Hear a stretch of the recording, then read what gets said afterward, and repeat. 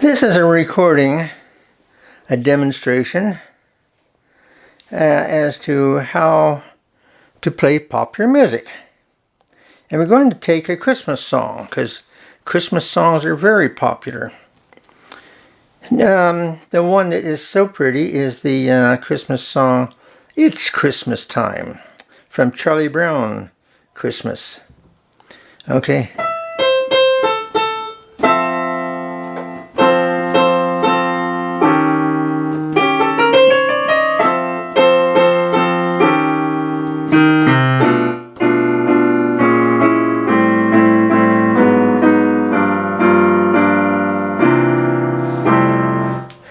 It's not written that way exactly. I'm playing most everything, but I'm adding things. I'm doing different things. The classical pianist may read well. They may play etudes, Chopin etudes. They may play piano concertos, but when it comes to popular music, they simply fall short a bit. Unless they're so talented that they can play jazz. Well, that's another story. Jazz, to a very large degree, involves rhythms, which, unless you know your chords, unless you know your pieces, forget about rhythms. I mean, jazz rhythms. I might say that all music must have rhythm. And rhythm is determined by the subdivision of a beat. And a beat must be present, and a beat must have pulse. A 1, 2, 3, 4. Not just simply 1, 2, 3, 4. But it's a difference between 1, 2, 3, 4, and the 1, 2, 3, 4. You know, that's just mathematical. The other is musical, which is a pulse. Okay, so. Now, you can play it that way. That's the way the music has it. Just that much is pretty. Now, to get back to F, play the notes, a half step.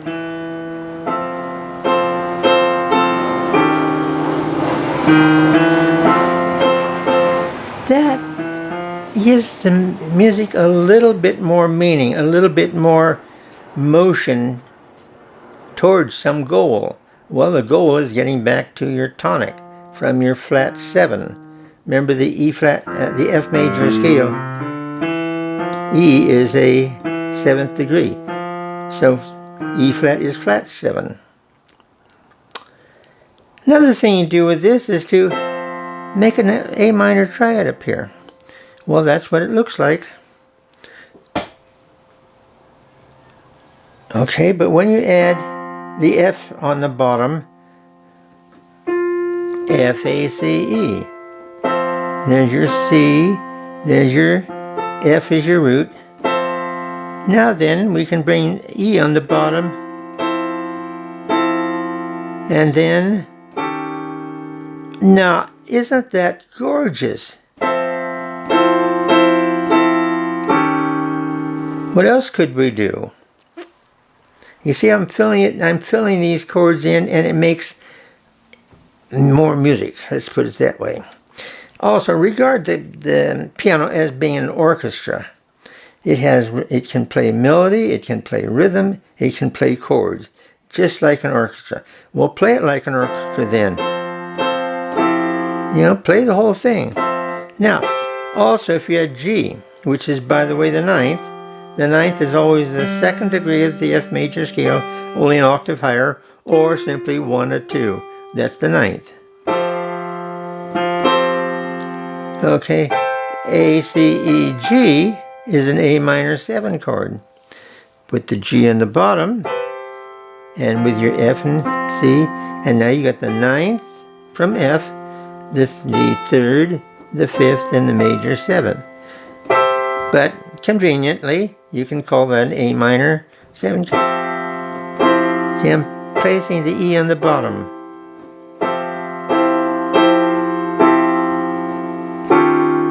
You don't want to keep E here because that's it's a little jarring.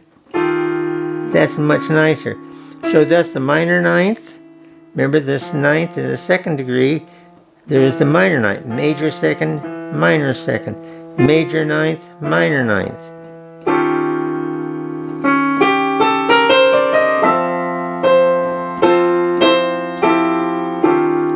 And did you know I went...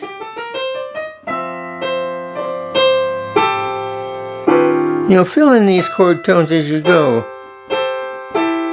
If you can get the whole thing, fine. If you only pick part of it, that's all right too. And by the way, this is the F major scale, then a chromatic tone. Getting back to your F major 9 chord. Now, wasn't that rather nice? Let's see what else I could do. Now what I did there was a whole step, then half steps. How about going down to a white key? Let's try that.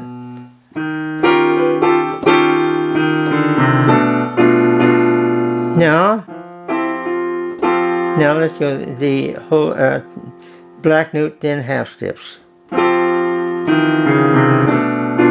I like that the best. Okay, so we have here this chord that we ended with.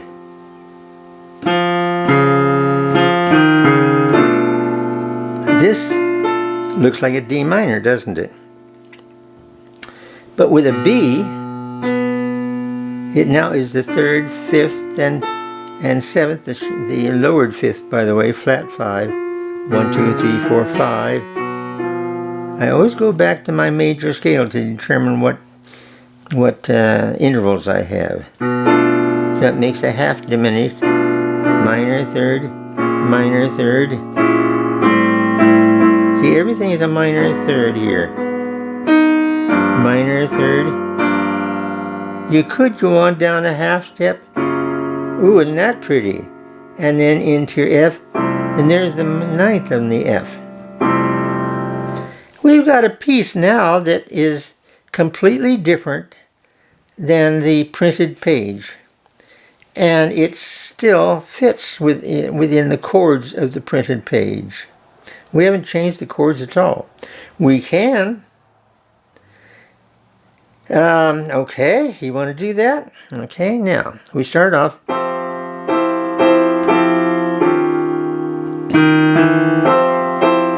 Notice I did this instead of this.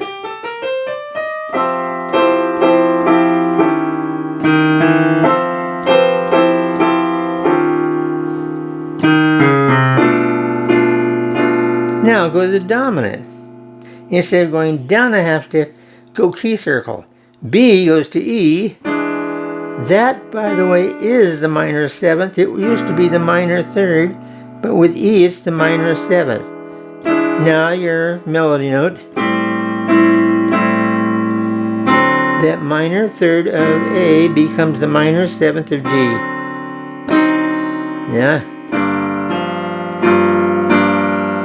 Now key circle. Now that's the way the book has it at the very end there. That 2-5-1. So you can do it either way. Let's try that.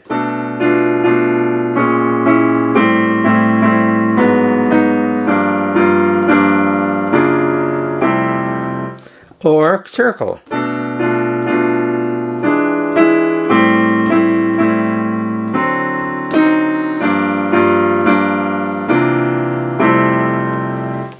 We can thicken that in a little bit more. Well, I was playing this. How about playing the B here? Now then, both of these notes will come down. Now wait a minute. No, just both notes stay. Now down to A minor. Now stay for the dominant. Now G minor. Ooh, look at this. 1, 3, 5, 7, 9, 11. Isn't that a chord? And then your F minor 9. You have to just simply sit here and just try these things. And if you need to listen to this video several times, or if you want me to put this in a music staff and print it out, I'd be happy to. I haven't, because it's just sort of fun to work these things out from the lead sheet. Okay. Now the middle section. So we end it here. Now we go from here to a D flat.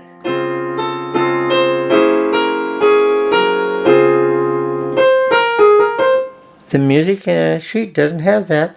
I just like to put it in. And if you will try it and give it a go, see if you like it. Now that little thing, put in the fifth.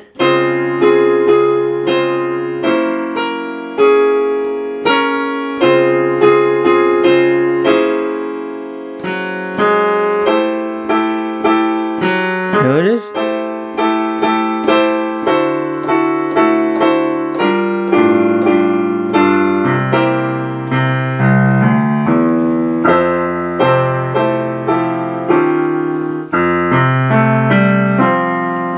Or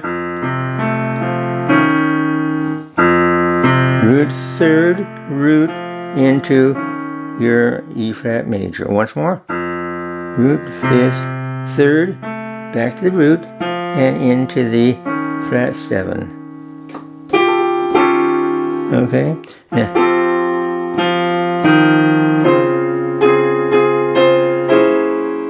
one, 3, 5 minor, 7, major, third's a dominant. There's the minor ninth. See, I'm just keeping those notes, just as automatic. And it automatic becomes the ninth.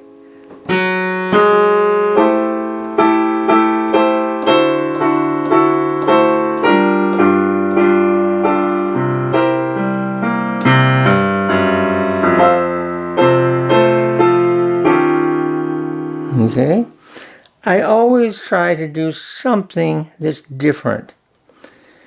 For the beginner, you try something, and when you find something you like, pretty much stick with it for the time being. But after a while, see if you can change it. Don't do it anymore. Do something different, even if it's changing one single note, because you're learning from it. Remember, you don't learn to improvise. You improvise to learn. You sit at the piano and you just try different things and you improvise a little bit, and certain of your choices, improvisation is choices. Some of those choices will not be to your liking. Other choices will. Remember those choices that you do like. Try to keep doing them, but then try to find other choices that are just as nice. And listen to my recordings, listen to my demonstrations, listen to other pianists. But when you get to other pianists, most of them are jazz pianists, and they try to show you, which is far above most people's ability, which is a frustrating thing. They're excellent videos that people put out, but nothing that is so simple that you can just apply it almost immediately. And I am hoping that this video is that kind of video. Anyway, try out this piece, It's Christmas Time, from Charlie Brown's Christmas. And enjoy it. Keep adding from it, and keep listening to this video until you get a real feel to what I'm talking about and how to enlarge what you're doing into a regular orchestral sound. But a piano orchestral sound, not a real orchestra, of course. Okay, so enjoy, and we'll talk later. Bye-bye.